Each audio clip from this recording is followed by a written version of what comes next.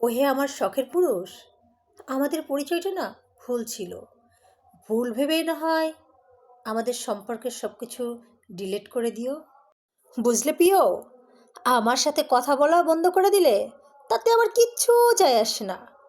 কারণ আমি অক্সিজেন থেকে নিঃশ্বাস নিই, কোনো মানুষ থেকে নয়। বুঝতে পেরেছ? আমার বান্ধবী প্রেমে পড়ছে। ও মা, এখন দেখি থালা বাসন মাজার সময়ও হাসে। আমি আমার মতো জন্ম নিয়েছি কি কারো মনের মতো হওয়ার জন্য? তবুও মানুষ তো বারবার বলে তুমি আমার মনের মতো নও। তুলসী পাতা হয়ে দেখছি কোনো লাভ নেই।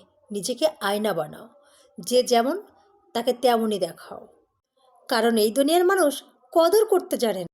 যাদের আমাকে খারাপ লাগে তাদের জন্য এই লাইনটা।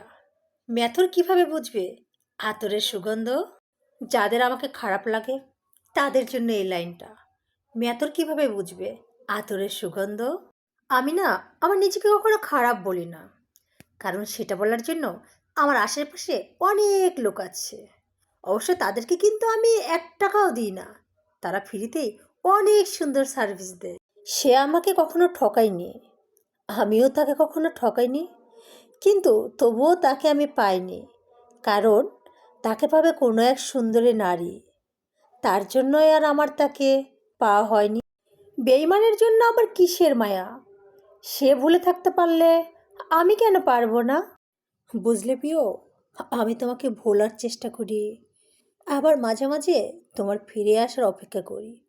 মাঝে মাঝে সত্যি আমি বুঝতে পারি না কেমন মায়া আমার। আল্লাহ ভালোবেসে বানাইলো মায়াবতী, কিন্তু এই দুনিয়াতে আসার পর দেখতে পেলাম সবাই কদর করে বেশি রূপবতীর। সৃষ্টির কি লীলা, তাই না? মাঝে মাঝে ভাবতেই অবাক লাগে। কি প্রিয়, বেশি অ্যাটিটিউড দেখাইছিল না? এবার ছাইরা দিলাম তোমারে। এখন যা, ধুয়ে পানি খা তোর অ্যাটিটিউড রে।